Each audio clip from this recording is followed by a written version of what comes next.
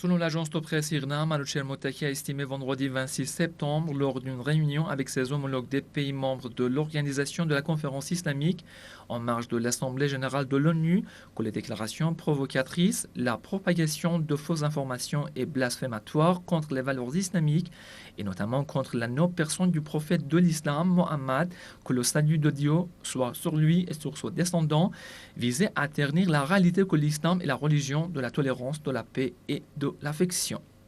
Le ministre iranien des Affaires étrangères, plus loin dans son discours en faisant allusion aux évolutions de la Palestine, a souligné que les frères et les sœurs musulmans palestiniens subissaient toujours les crimes barbares du régime sioniste, un régime violait systématiquement les droits fondamentaux et légitimes du peuple opprimé palestinien. Outre la prise des démarches agressives visées à démolir les habitations du peuple sans défense de Palestine, le pillage de leurs biens et propriétés, la confiscation de leur territoire et la poursuite du plan de la colonisation, le régime sioniste, dans un autre crime, en encerclant la bande de Gaza, a imposé une tragédie humaine à la région en montrant la nature inhumaine et agressive de ce régime, a-t-il poursuivi.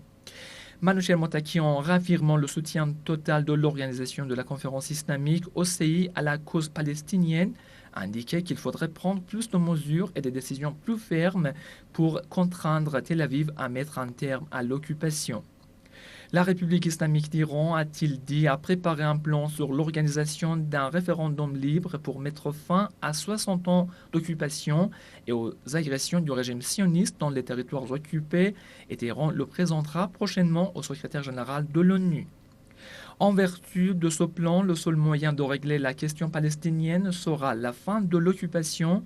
la création d'un État indépendant palestinien avec la noble Quds comme capitale et le rapatriement de tous les réfugiés palestiniens.